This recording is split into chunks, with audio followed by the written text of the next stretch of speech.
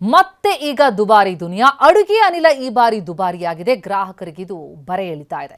Commercial ಸಿಲಿಂಡರ್ಗಳ ದರ ಏರಿಕೆ ಆಗ್ತಲೇ ಹೋಗ್ತಾ ಇತ್ತು. ಆದರೆ ಗೃಹ ಬಳಕೆ ಸಿಲಿಂಡರ್ ದರದಲ್ಲಿ ಹೆಚ್ಚಳ ಆಗಿರಲಿಲ್ಲ.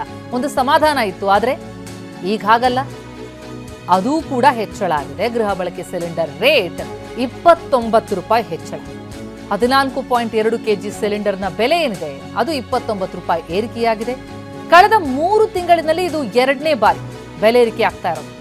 ಜೊತೆಗೆ ಈ ನೂತನ ದರ ಇವತ್ತಿನಿಂದಲೇ ಪರಿಷ್ಕೃತ ದರ ಜಾರಿಗೆ ಬಂದಿದೆ. ಅಂದ್ರೆ 915 ರೂಪಾಯಿಗೆ ಸಿಗ್ತಾ ಇದ್ದಂತಹ ಗೃಹ ಬಳಕೆ ಸಿಲಿಂಡರ್ ಇವತ್ತಿನಿಂದ 944 ರೂಪಾಯಿ ಕೊಟ್ಟರೆ ಮಾತ್ರ ದೊರೆಯೋದು. ಎಷ್ಟಾಗಿದೆ ನೋಡ್ತಾ ಇದೀವಿ ಹಳೆ ದರ ಮತ್ತು ಹೊಸ ದರದ ಲಿಸ್ಟ್ ಅನ್ನ. ದೆಹಲಿಯಲ್ಲಿ 913 ಇದ್ದದ್ದು 942 ರೂಪಾಯಿ ಆಗಿದೆ. ಕೋಲ್ಕತ್ತಾದಲ್ಲಿ 939 ಇದ್ದದ್ದು 968 ರೂಪಾಯಿ ಆಗಿದೆ. ಇವೆಲ್ಲವೂ ಕೂಡ ಗೃಹ ಬಳಕೆ ಸಿಲಿಂಡರ್ ದರದಲ್ಲಿ ಏರಿಕೆಯಾಗಿರೋದು. ಹಾಗೆ ಮುಂಬೈನಲ್ಲಿ 912 ಇದ್ದದ್ದು 941 ರೂಪಾಯಿ 50 ಪೈಸೆ ಆಗಿದೆ.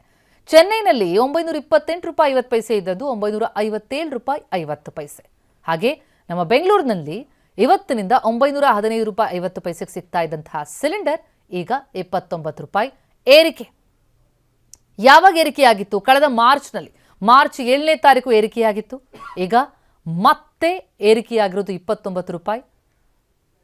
ಹಳೆ ದರ ಮತ್ತು ಹೊಸ ದರ ನೋಡ್ತಾ ಇದ್ದೀವಿ. 915 ರೂಪಾಯಿ 50 ಪೈಸೆ ಇದ್ದಂತಹ ಸಿಲಿಂಡರ್ 29 ರೂಪಾಯಿ ಹೆಚ್ಚಳ ಆಗಿರೋದ್ರಿಂದ ಇವತ್ತಿನಿಂದಲೇ ಈ ಪರಿಷ್ಕೃತ ದರ ಜಾರಿಗೆ ಬರ್ತಾ ಇದೆ. ಮಾರ್ಚ್ 7ನೇ ತಾರೀಕು ಗೃಹ ಬಳಕೆ ಅಡುಗೆ ಅನಿಲ್ ಸಿಲಿಂಡರ್ ಬೆಲೆಯನ್ನು 60 ರೂಪಾಯಿ ಹೆಚ್ಚಿಸಲಾಗಿತ್ತು.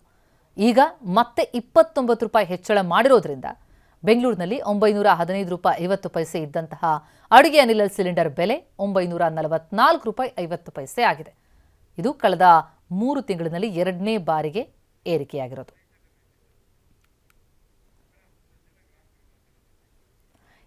ಈ ಸಿಲಿಂಡರ್ ಬೆಲೆ ಏರಿಕೆ ಬಗ್ಗೆ ಗ್ರಾಹಕರು ಏನಂತಾರೆ ಕೇಳೋಣ ಬನ್ನಿ.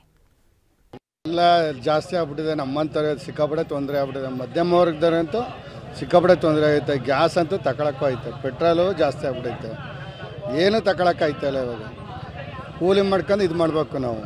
ಅಂಥದ್ರಲ್ಲಿ ಇಷ್ಟು ಜಾಸ್ತಿ ಮಾಡಿಬಿಟ್ಟು ನಮ್ಮಂಥವ್ರು ಬದುಕೋದು ಹೆಂಗೆ? ಸ್ಕೂಲ್ ಮಕ್ಕಳು ಈಗ ಫೀಸ್ ಬೇರೆ ಸೇರಿಸ್ಬೇಕು.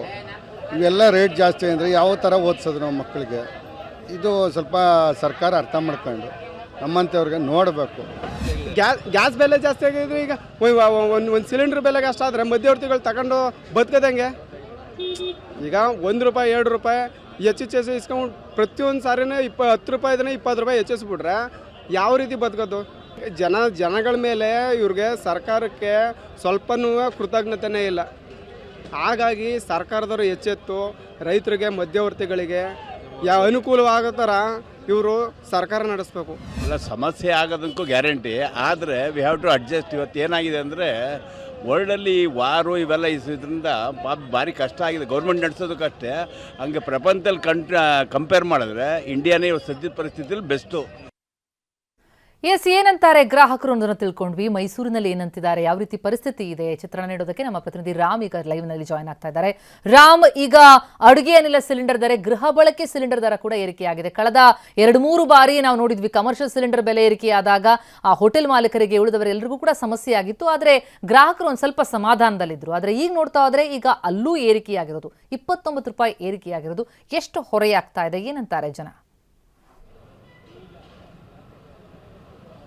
ಪ್ರತಿಮಾ, ಖಂಡಿತವಾಗಿಯೂ ಯುದ್ಧದ ಪರಿಣಾಮದಿಂದಾಗಿ ದಿನೇ ದಿನೇ ಎಲ್ಲ ಬೆಲೆಗಳು ಸಹ ಏರಿಕೆ ಆಗ್ತಾ ಇರುವಂಥದ್ದು ಜನಸಾಮಾನ್ಯರಿಗೆ ಶಾಕ್ ಅನ್ನೋದಿದೆ. ಯಾಕಂದರೆ ಈಗಾಗಲೇ ಪೆಟ್ರೋಲ್ ಡೀಸೆಲ್ ಆಯಿತು, ಕಮರ್ಷಿಯಲ್ ಗ್ಯಾಸ್ ಆಯಿತು, ಇದೀಗ ಗೃಹ ಬಳಕೆಯ ಗ್ಯಾಸ್ನ ಸಿಲಿಂಡರ್ ಬೆಲೆ 29 ರೂಪಾಯಿ ಜಾಸ್ತಿ ಆಗಿರುವಂಥದ್ದು ನಿಜಕ್ಕೂ ಜನರಲ್ಲಿ ಒಂದು ರೀತಿಯಾದಂಥ ಆತಂಕವನ್ನು ಉಂಟು ಮಾಡಿದೆ. ಯಾಕಂದರೆ ಪ್ರತಿನಿತ್ಯ ಈ ರೀತಿ ಜಾಸ್ತಿ ಆಗ್ತಾ ಇದ್ದರೆ ಆದಾಯ ಮಾತ್ರ ಜಾಸ್ತಿ ಆಗ್ತಾಯಿಲ್ಲ ಅಂತೇಳಿ ಸಾಕಷ್ಟು ಜನರು ಈಗ ನಮ್ಮ ಜೊತೆಗಿದ್ದಾರೆ. ಸರ್, ಯುದ್ಧದ ಪರಿಣಾಮ ಸರಿ, ಎಲ್ಲ ಬೆಲೆಗಳು ಜಾಸ್ತಿ ಆಗ್ತಾ ಇತ್ತು, ಇದೀಗ ಗೃಹ ಬಳಕೆಯ ಗ್ಯಾಸ್ 29 ರೂಪಾಯಿ ಜಾಸ್ತಿ ಆಗಿದೆ.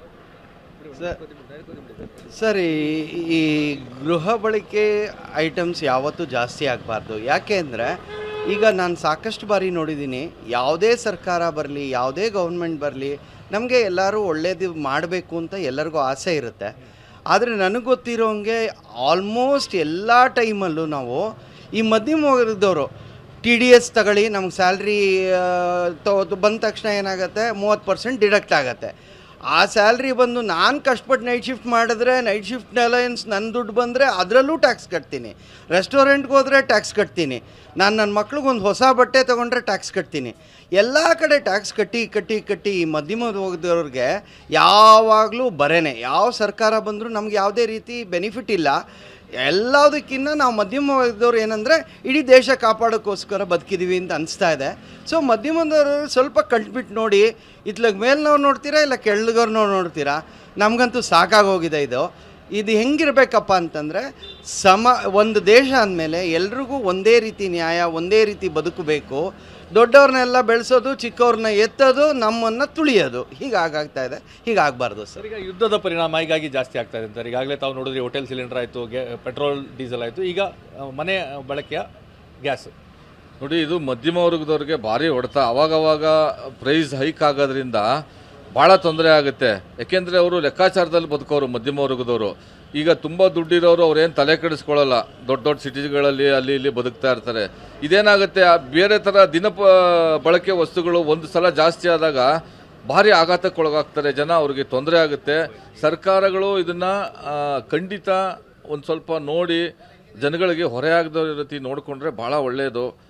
ಹಾಗಾಗಿ ನಾನು ಈ ವಿಚಾರನ ಹೇಳಕ್ಕೆ ಇಷ್ಟಪಡ್ತೀನಿ. ತೊಂದರೆ ಆಗ್ತಾ ಇದೆ ಒಟ್ಟಿನಲ್ಲಿ. ಈಗ ಒಂದು ಕಡೆ ಆದಾಯ ಜಾಸ್ತಿ ಆಗ್ತಾ ಇಲ್ಲ, ಬೆಲೆ ಏರಿಕೆ ಮಾತ್ರ ಆಗ್ತಾ ಇದೆ. ಎಲ್ಲ ಬೆಲೆಯು ಗಗನಕ್ಕೆ ಏರ್ತಾ ಇರುವಂಥದ್ದು.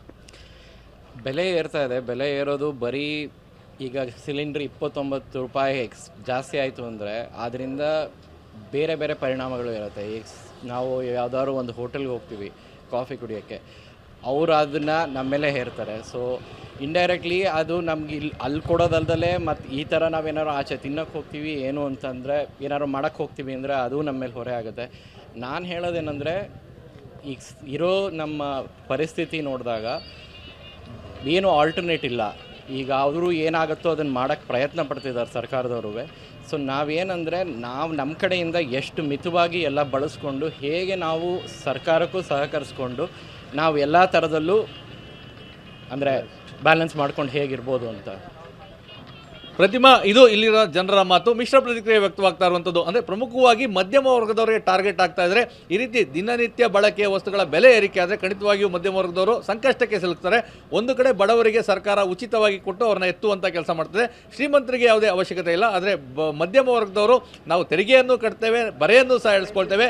ಹೀಗಾಗಿ ಸಾಕಷ್ಟು ನಮಗೆ ಸರ್ಕಾರ ಉಳಿತನ ಮಾಡಲಿ ಅನ್ನೋ ಅಭಿಪ್ರಾಯವನ್ನು ವ್ಯಕ್ತಪಡಿಸ್ತಾ ಇರುವಂಥದ್ದು. ಪ್ರತಿಮಾ, ಥ್ಯಾಂಕ್ ಯು ರಾಮ್.